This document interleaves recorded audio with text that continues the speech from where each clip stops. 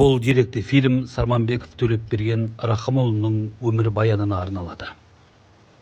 1958 жылы 30 қарашада Алматы облысы Жамбыл ауданы Киров ауылында дүниеге келген.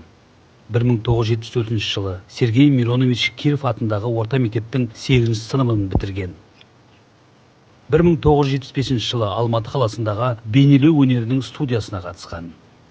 1980 жылы Василий Ильич Касьян атындағы халықтық қолданбалы өнер өндірісі көркемсурет техникумының көркем металл өңдеу бөлімін тамамдаған. Батыс Украина, Косов қаласы. 1990 жылдан 2022 жылы зейнетке шыққанға дейін Махамбет Өтемісов атындағы Батыс Қазақстан университетінде оқытушылық қызметін атқарған болатын. Мұнда оқитын студенттерді алғаш рет металл бұйымдарын өңдеуге және зергерлік өнерге үйретіп, шеберханаға қажет арнайы құрал жабдықтарды, аспаптар мен материалдарды даналап жинады. Өзінің ұстаздық қызметін шығармашылық жұмыспен үйлесімді ұштастыра білді. Оның еңбекқорлығы, педагогикалық ұжым алдындағы жауапкершілігі, ұстаздық қасиеттері институттың сәндік қолданбалы өнер және жарнама кафедрасының меңгерушілік қызметіне тағайындалуына ықпал етті. Бұл кафедраның меңгерушісі болып 2 жыл қызмет етті.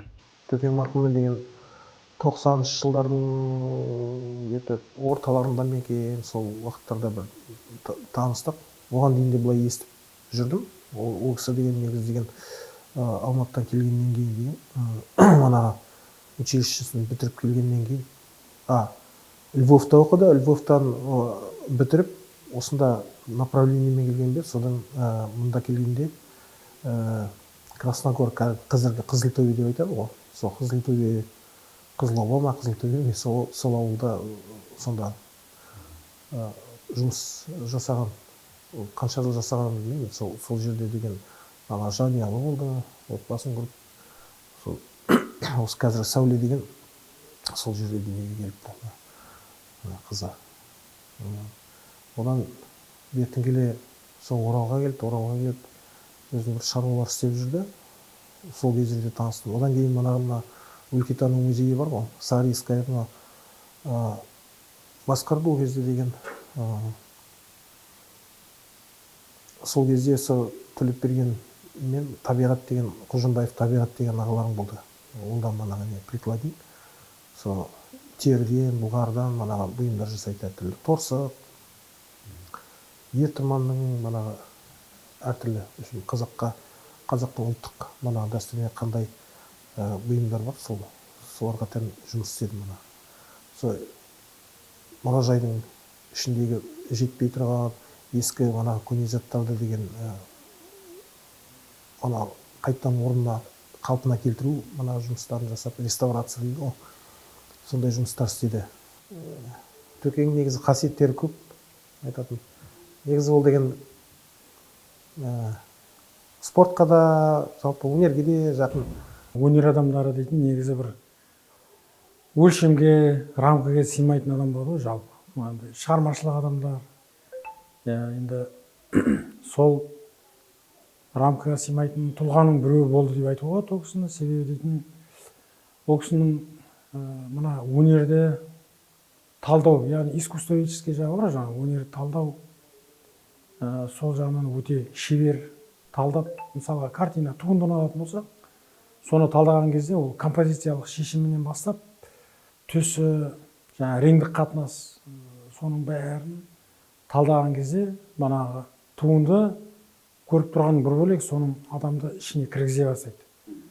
Екіншіден енді ол кісінің өзі тек ол талдап қоймайды, оның өзінің мықты шығармалары бар, қайталанбас, жақсы композициялық шешім. Төлепберген ағамыз бұл композицияның шебері болды деп айтуға болады. Өте шебер. Мысалға алатын болсақ, бір формат, қарапайым формат алатын болса, оның бетіне бірнеше туындыны орналастыру, өзінің ойын жеткізу, көрерменге. Сол суретшінің алдында тұратын бір мақсат, міндет болып тұратын болса, соны ол кісі шебер форматқа композициялық шешімді шебер орындап, шебер таба білетін еді. Бір кішкентай нәрсені, бір форматқа үлкен ойды, философиялық бір жайды жақсылап бейнелеп беретін еді. Бір карандаш ұстап, былай-былай дегеннің өзі бір енді біздер өзіміз суретшілер алсын, бір шыжбай набросканың өзі ол кісінің дейтін жаңағы сен ойыңнан тағы да бір ойды туындатып жібереді да жаңағы. 96 жыл осы өнер институтына оқуға келіп түскеннен бастап сол кісімен енді бірінші танысамыз, содан жалпы өзі де бір сондай өнерінен бөлек азаматтығы ер мінезді азамат болды ғой кішкене.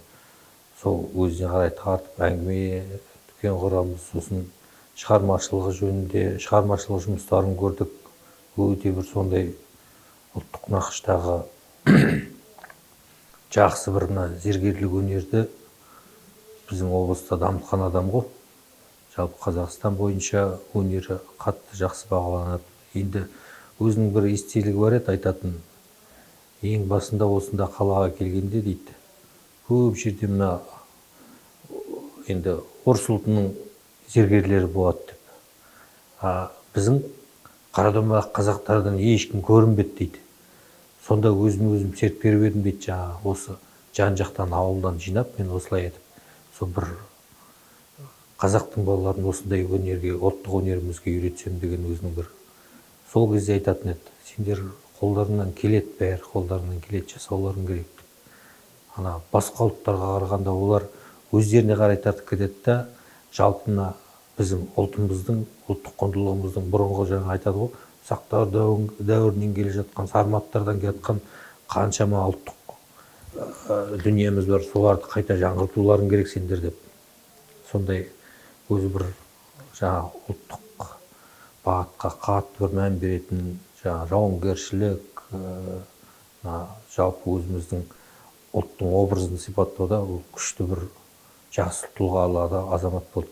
Соған және жасаған жұмыстарына да қарап отырсаңыз, көбін сол өзіміздің жаңағы даналықты, жақсы зергерлік өнердегі батыс өңіріне тән өзінің бір қолтаңбасы бар азамат қой. 2004 жылы осы университетімізге студент болып келгеннен бастап ұстазымыз Төлепберген Рахымұлы өзінің бар білгенін біздің бойымызға дарытқандай болып, жаңа бар білгенін үйретті. Сонан 2008 жылдары университет бітіргеннен кейін ауылға мектепте мұғалім болып жүрген кезде де сөйлесіп тұратынбыз. Ұстазымызбен ол кісі айтатын, сен қолыңнан келетін жігітсің ғой, келсейші бізге ауылда болса қарайып қаласың деп. Сонан 2008 жылы осы университетке ұстазымыздың қасына мастер болып келдім, орналастым. Жұмысқа өзі орналастырды. Сол кісінің қасында 8 жылдай бірге жұмыс жасадық.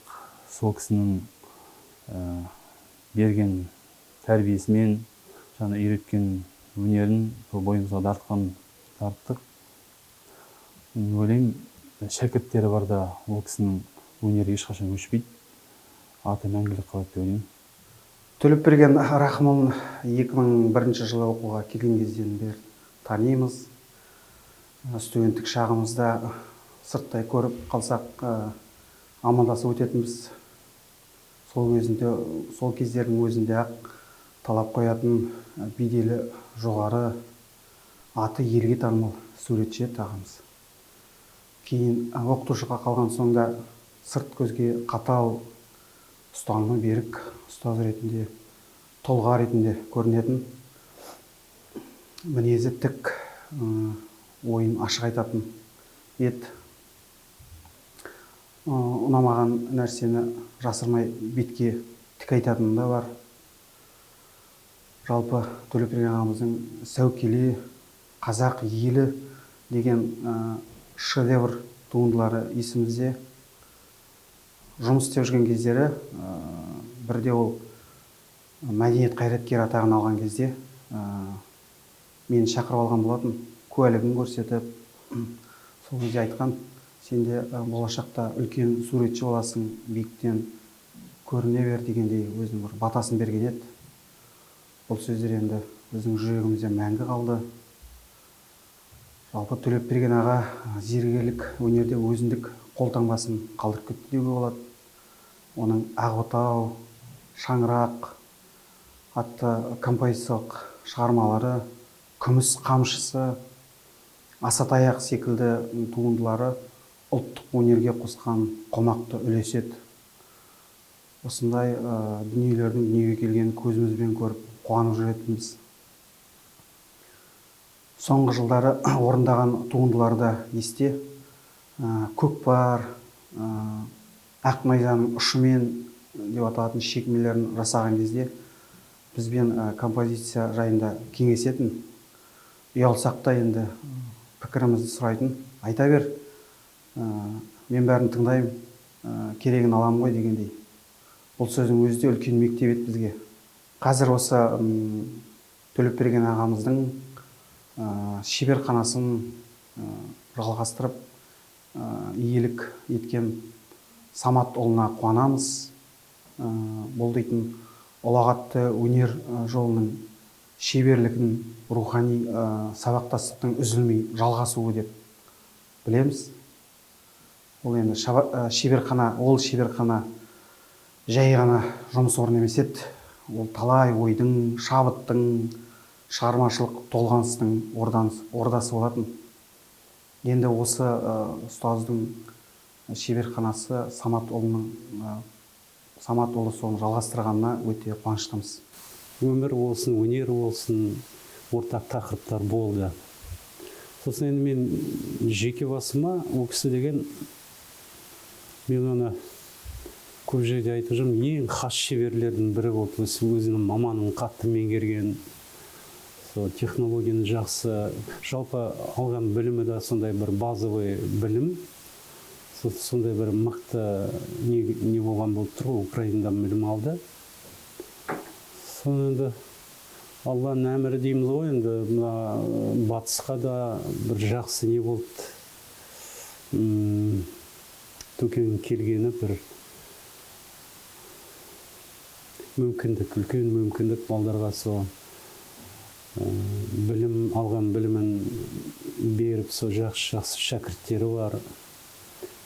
Осы салада жұмыс істеп жатқан кәсіби түрде танымал зергерлер бар, меншіктер. 1993 жылдан бастап КСРО және Қазақстан суретшілер одағының мүшесі. 2007 жылы Қазақстан Республикасының мәдениет қайраткері атағын алды. 2007 жылы Махамбет Өтемісов атындағы Батыс Қазақстан мемлекеттік университеті сәндік өнер мамандығын бітірген. 2015 жылы Қазақстан Республикасы Астана қаласы суретшілер одағының құрмет мәртебелі төсбелгісімен марапатталды. 2019 жылы Қазақстан Республикасы суретшілер одағының бейнелеу өнеріне сіңірген еңбегі үшін медалімен наградталды. Көптеген халықаралық, республикалық, аймақтық, облыстық, қалалық көрмелерге қатысып келеді. Қазақстан Республикасы тәуелсіздігінің 1 жылдық мерейтойына арналған Қазақстан Республикасы суретшілер одағының бірінші республикалық көрмесі туындылары орталық мұражайға алынды. ЮНЕСКО қолдауымен Біріккен ұлттар ұйымына күніне арналған Қазақстанның дәстүрлі және зергерлік өнері атты аймақтық көрме 2-ші дәрежелі лауреат. Атырау қаласы 1997 жыл. Астана қаласының ашылу күніне арналған Қазақстанның халықтық шеберлері атты көрме диплом. Қазақстан Республикасы суретшілер одағының 60 жылдығына арналған республикалық көрме. Алматы қаласы 2000 жыл. Қазақстан Республикасы тәуелсіздігінің 10 жылдығына орай ұйымдастырылған көшпенділер әлемі атты халықаралық көрме. Диплом. Астана қаласы 2001 жыл. Қолөнер Еуразия мәдениетінің ажырамас бөлшегі атты халықаралық көрме фестиваль. Диплом. Астана 2006 жыл. Еуразия мәдениеті атты халықаралық көрме. Махамбет Өтемісов атындағы Батыс Қазақстан мемлекеттік университетінің 75 жылдық мерейтойына арналған аймақтық көрме.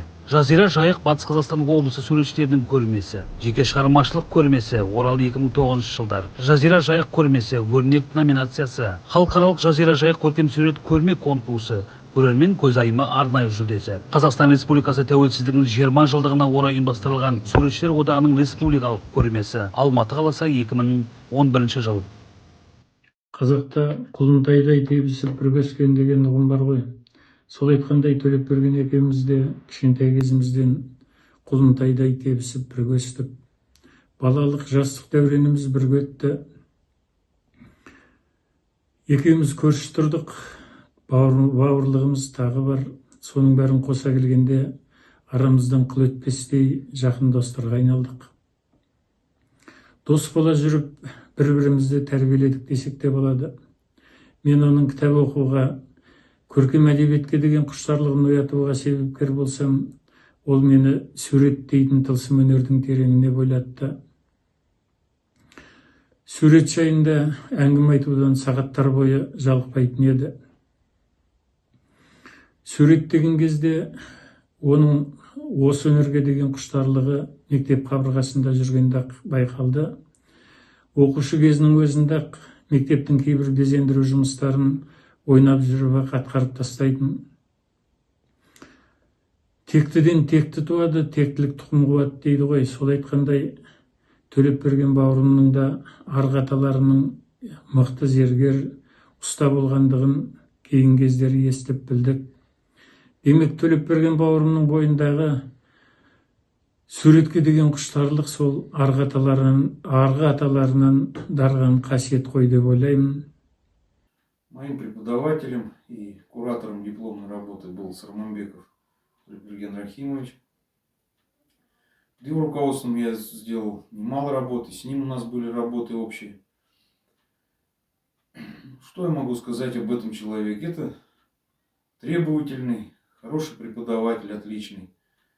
Он был для нас таким примером, то есть пользовался авторитетом, он не считался ни с чем и требовал очень, и качество от нас требовал хорошего. На первом курсе как-то даже мы остались на ночь, он нас оставил на ночь в своем корпусе, чтобы мы делали работы. Нам пришлось переделывать несколько раз, да, у нас не выходило, не получалось, но мы добились результата, мы сделали и получили все хорошие оценки. Как человек он был, да, непростой, сложный, бывало по-всякому, и жесткий, и очень добрый, снисходительный, веселый. Вместе мы учились вместе с Толей Сарманбековым. Так он величал себя Толя, так и в Украине все студенты звали его Толей. А мы учились вместе с ним в одном техникуме, Косовский техникум народных художественных промыслов. Я поступил туда не сразу, а за второй раз после 10 класса. Был принят сразу на второй курс, поскольку уже учился в художественной школе. До этого 4 курса закончил. Была очень хорошая подготовка. Были преподаватели, все члены Союза художников, великие мастера того времени Украины. Вот, и был принят на второй курс. В группу к нему попал уже на втором полугодии 1977 года. И что нас первым больше всего его познакомило, меня с ним, конкретно с ним, то, что на уроке рисунка он очень часто ходил вокруг меня, оглядывался на уроки живописи, как-то вокруг ходил, присматривался, приглядывался к работам. Где-то спустя, наверное, недели 2 на 3 подошел наконец и мне говорит: как же у тебя так все получается, я столько хожу, столько рисую, а у меня так не выходит, у тебя так четко все линии, все компоновано, все так как положено, то есть рисунок, блики, рефлексы, четкая передача материала. Вот, и так у нас слово за слово так и состоялась наша встреча на уроке, прямо знакомство. Кезінде өтекөн екеуміз Украинада бірге оққанбыз. Содан бері талай жыл өтті. Төкен дарынды, көңілі босамайтын жігіт болатын. Қалжыңдап күліп, ойнап жүретін. Жігіттердің бәрі сыйлайтын оны. 2000 жылдан бастап мен Төлепберген Рахимовмен таныстым. Сол кезден бастап ол кісі маған бір жол көрсетіп тұратын бір үлкен бір тұлға болып есептелді. Жас кезде дейтін көптеген ойлар болады, өзінің көзқарастарын болады, дұрысы бар, дұрыс емесі бар. Сол кісінің айтқан ақылдары өте келе үлкен бір өміріме бір септігін берді. Мысалы, соның біреуін айтқанда, ол кезінде мынандай нәрсені көп айтатын еді. Сперва надо работать на имя, потом будет имя работать на тебя деп. Атымды жасап бастағаннан кейін барып, мысалы Төлепберген Рахымұлының шеберханасынан шыққаннан кейін 10 жылдан кейін барып суретшілер одағына өттім. Қолөнершілер одағының мүшесімін, Евразийский союз дизайнеровтың мүшесімін, сондай-ақ Қазақстан зергерлер лигасының мүшесі болып келемін.